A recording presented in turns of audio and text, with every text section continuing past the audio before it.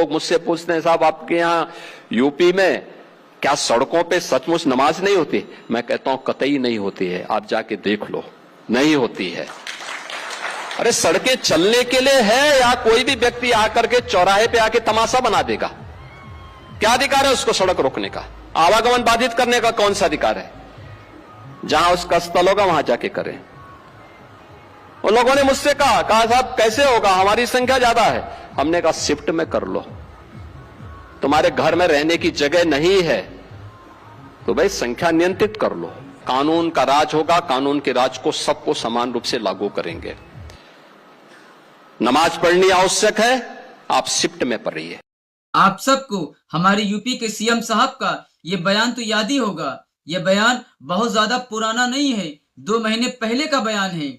और हमारे यूपी के सीएम साहब अपने इसी बयान में नमाज को लेकर किस तरह मुसलमानों को टारगेट कर रहे थे और मुसलमानों को धमकियां दे रहे थे। एक सच्चे सनातनी जिनका नाम सौरभ पटेल है, सौरभ भाई ने सीएम साहब के इस बयान को उठा के सीएम साहब के एक एक बातों का जो जवाब दिया है वो जवाब सुनने वाला है, आप खुद सुने। मई 2026 में योगी जी ने बयान दिया था बड़े रौब से। सड़क चलने के लिए एक आम नागरिक के, एक बीमार व्यक्ति के लिए, एक आम नागरिक के लिए, एक कामगार के लिए, एक कर्मचारी के लिए, एक सामान्य नागरिक के लिए, एक व्यापारी के लिए हम सड़क को बाधित नहीं करने दें। ये उन्होंने कहा था मुसलमानों को सड़क पर नमाज पढ़ने से रोकते हुए। आगे बोलते हैं, नमाज पढ़नी आवश्यक है, आप शिफ्ट में पढ़िए, हम उसको रोकेंगे नहीं लेकिन सड़क पर नहीं। और आखिर में एक धमकी भरे लहजे में बोलते हैं, प्यार से मानेंगे ठीक बात है, नहीं मानेंगे तो दूसरा तरीका अपनाएंगे। अब जरा 2 महीने आगे आइए। जुलाई 2026 कावड़ यात्रा के लिए फरमान आता है। 4 अगस्त से 12 अगस्त तक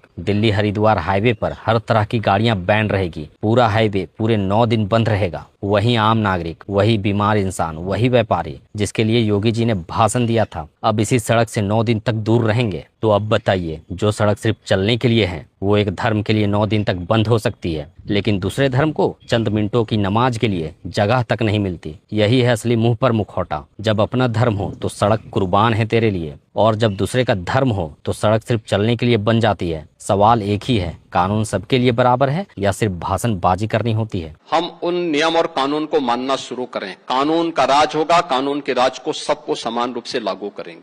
मेरे दोस्तों, इस बात में कोई शक नहीं है कि हमारे देश के अंदर और हमारे प्रदेश के अंदर हम मुसलमानों के साथ भेदभाव किया जा रहा है।